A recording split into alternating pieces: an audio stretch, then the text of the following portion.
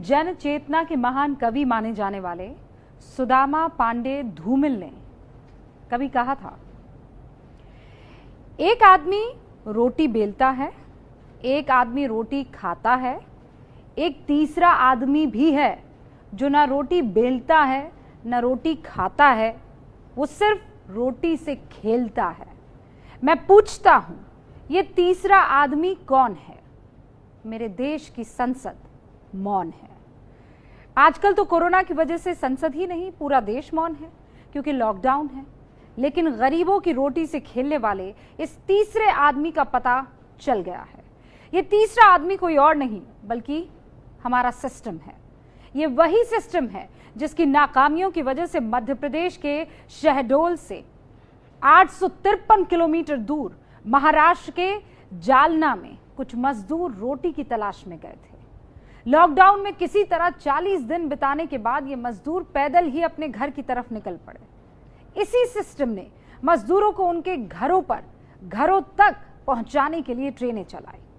लेकिन विडंबना देखिए, मजदूर ट्रेन तक नहीं पहुंच पाए। ट्रेन उन तक पहुंची, वो भी तब जब वो पटरी पर चैन की नींद सो रहे थे।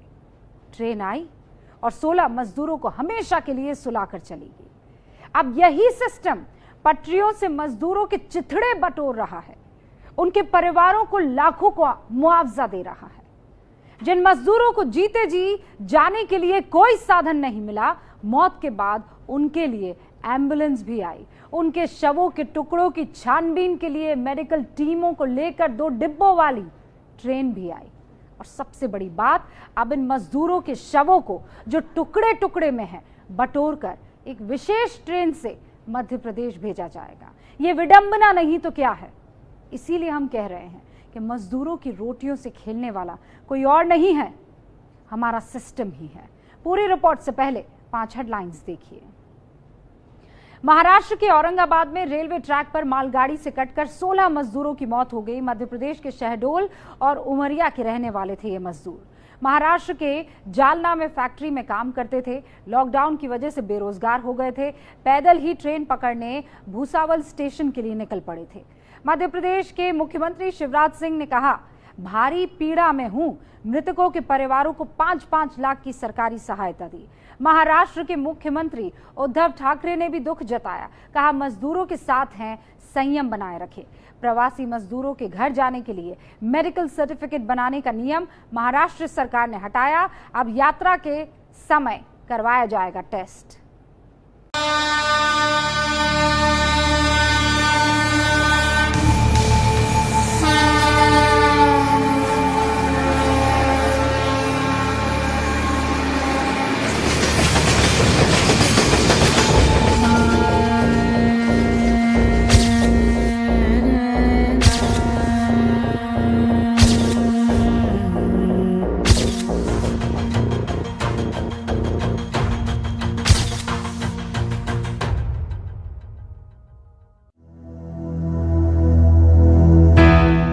कल पूर्णमासी थी। ये पूरा चांद कईयों के लिए सोशल मीडिया पर फोटो पोस्ट करने का बहाना रहा होगा। कुछ ने चांदनी रात में हसीन सपने देखे होंगे, लेकिन महाराष्ट्र के जालना से चले 20 मजदूरों के लिए ये चांद रात में पैदल चलने का सहारा था। इसी चांद के सहारे वो पैदल पैदल रेल की पटरी के किनारे किनारे चल रहे थे, कुछ ऐसे ही। 40 किलोमीटर पैदल चलने के बाद औरंगाबाद पहुंचने वाले थे। थककर चूर हो गए तो पटरी के ऊपर ही सो गए। बगल में चांद भी था, रोटियां भी थी, सुकून भी था कि अब घर जा रहे हैं। कुछ ने अपने बच्चों के, अपने परिवार वालों के सपने भी देखे होंगे, लेकिन इन सपनों पर मौत की चादर डालकर ये मजदूर सो गए। और फिर